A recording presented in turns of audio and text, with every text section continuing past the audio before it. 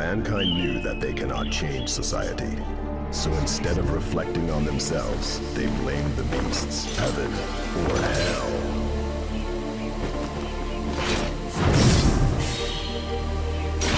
This one's for the title of genius! If it's just the title, you can keep it. Kai versus Leo. Duel 1. Let's rock! How's it going, guys? Mike here on the Tressa's Collectibles channel, and today the team and I are excited to bring you guys the latest batch of exclusive reveals for the upcoming English original set, Guilty Gear Strive. As you guys just saw, the two characters we'll be showing off today will be Kai Kiske and Leo Whitefang, two of the kings of the United Kingdoms of Illyria. I know you guys are striving to see some new cards, so let's get right into it. We all know that the first thing to learn when playing any fighting game is to learn the fundamentals. So let's start with a fundamental card that can go in any Guilty Gear build, Kai, Blood of Juno.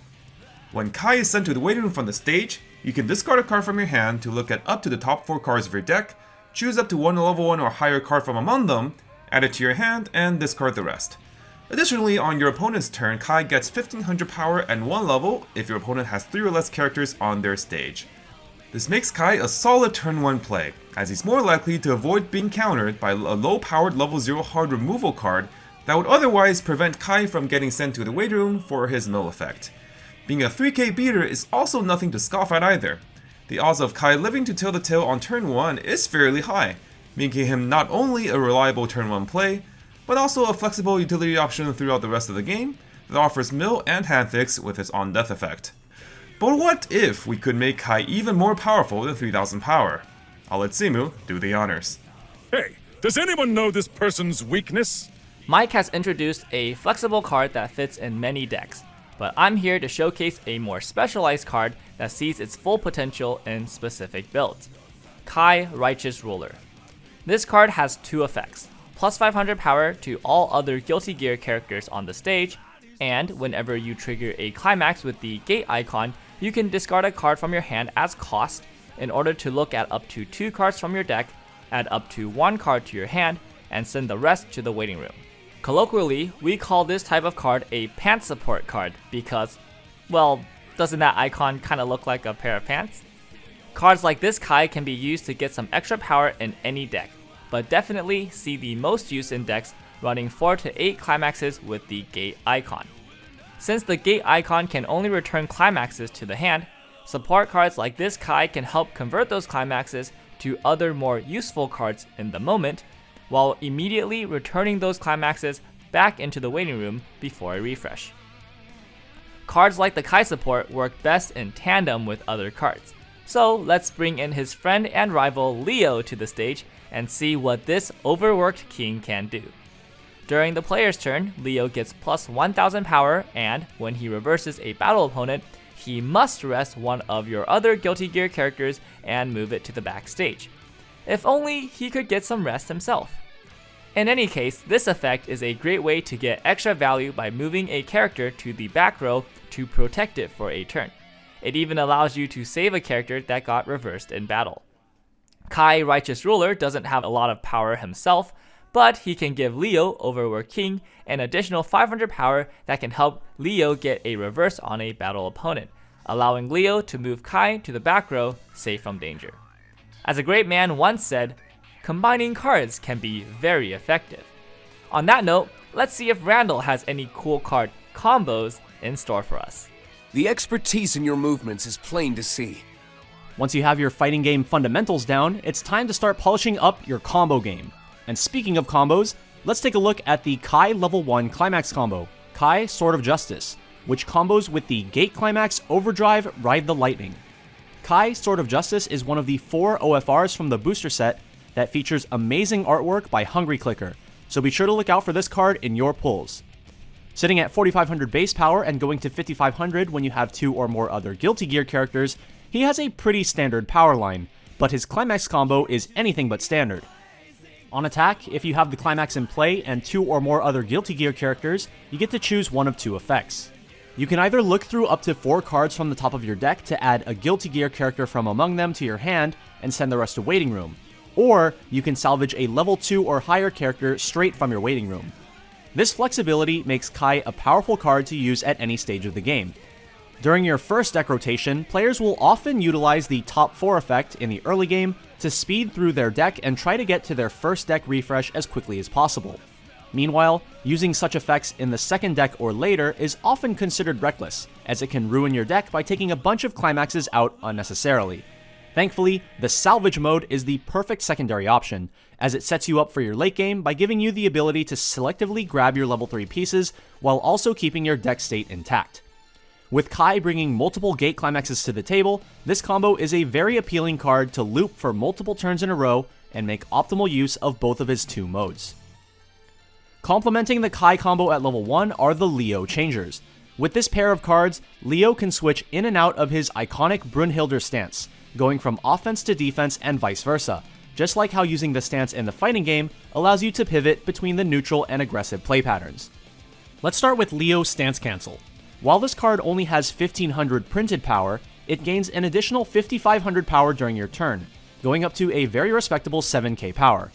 Additionally, when he reverses his battle opponent, you can look at the top card of your deck and either leave it on top or send it to your waiting room, which can either secure you clean triggers or mill cards that you want in your waiting room and simply don't want to trigger. Speaking of cards you want in your waiting room, at the start of your opponent's draw phase, you can send Leo Stance Cancel to your waiting room to bring out Leo Brunhilder Stance, and give it an additional 2500 power until the end of the turn, bringing it up to 7k power as well. If he survives the turn, he can use his change ability at the beginning of your climax phase to go back into Leo Stance Cancel and go on the offensive. In order to help him stay alive, Leo's other ability allows you to pay 1 stock to save himself if your entire front row gets defeated. While you can only utilize this ability for 1 copy of Brunhilder Stance on any given turn, this makes him a fantastic complement to a pair of the Kai level 1 combo. If you don't have enough Kais to fill your entire front row, use a Leo Stance Cancel as your third attacking slot. And between Kai and Leo's abilities, you can mill a lot of cards from your deck to try to get Brunhilder Stance into your waiting room so that you can change into it. Now that we've looked at the early game combos for these 2 kings, let's take a look at some of their late game options, starting with Kai's other climax combo. Maggot. One who does not worship King Leo. Kai's second climax combo comes from the trial deck. Kai Greatest Rival combos with the Kingly Smile Gate Climax, rounding out the 8 gate Kai archetype. First, let's take a moment to just appreciate how stunning this OFR looks. I really like the sharp colors on this card, particularly of the lightning surrounding Kai as he fights on in his Dragon Install form. Kai heals when placed on stage from hand, and on attack with Climax combo, you look at up to 2 cards from the top of your opponent's deck, choose up to one of those cards and put it on the bottom of their deck, leave the rest on top in any order, and then he gains 3000 power for the turn. This top check 2 effect lets you send a Climax AUC to the bottom of your opponent's deck, allowing Kai to break your opponent's guard and go in for the hit confirm on sticking damage.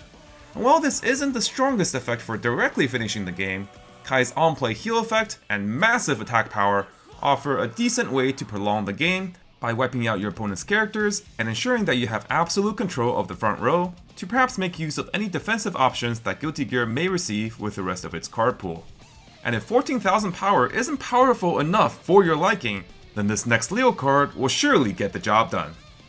Leo, Second King of Illyria, is designed specifically with the previous level 3 Kai Greatest Rival in mind. On play, Leo salvages a copy of that specific Kai from the waiting room, and then clean stocks a Guilty Gear character from the waiting room afterwards. His second effect gives all copies of the Kai 4000 power during your turn, ensuring that Kai will win his battles at a whopping 18,000 power with Climax combo. Leo acts as a really solid consistency tool that helps secure additional copies of Kai, and with Leo's built-in stock refund, triple Kai backed up by Leo is only 7 stock and is a low-cost, highly consistent way to break boards at level 3. However, if just winning the board is not your cup of tea and you want to finish the game with more offensive tools, then the Thunder Seal wielder certainly has a few more tactics up his sleeves. You call yourself a warrior? Kai's finishing strength isn't just limited to his trial deck Climax combo. His level 3 from the booster pack, Kai Mighty King, offers some additional damage to your endgame through his Restanding ability. When he reverses his battle opponent, you can pay 4 stock and discard 2 cards to stand himself and attack once more.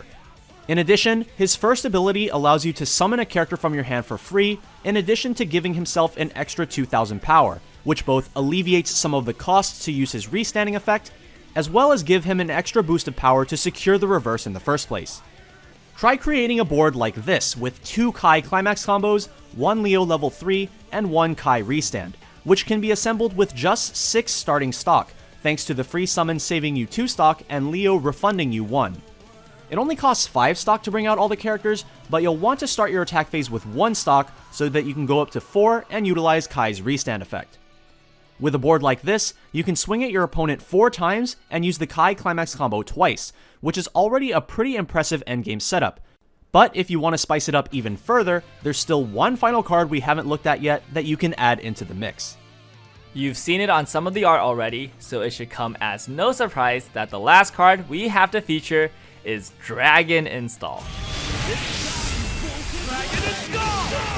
This level 3 zero cost event gives one of your Kai characters plus 3000 power and the ability to deal 1 damage to your opponent when he reverses a battle opponent. Remember that 18,000 power Mike talked about earlier? We can get much higher. Stack multiple copies of Dragon Install on a Kai to boost his power to astronomical levels, while adding onto the finishing potential with extra burn 1s. Keep in mind though that even if you give this effect to Kai Mighty King, you can't reverse a reversed character for more burns. At 0 cost, Dragon Install is an efficient way to make any finisher with Kai that much better, and can help you get that unexpected comeback your opponent won't see coming. And that wraps up our reviews for the upcoming English original set, Guilty Gear Strive. I'm really excited with what we've seen so far, and I can't wait to get my hands on this set to brew with, and also to collect some of the gorgeous OFRs and SPs. Guilty Gear Strive releases next month on December 15th, and y'all already know that we'll be bringing you guys product openings, deck ideas, and gameplay matches. From Rando, Simu, and myself on the Tressa's Collectibles team, thank you guys so much for watching, and we'll see you guys in the next one. That is bullshit.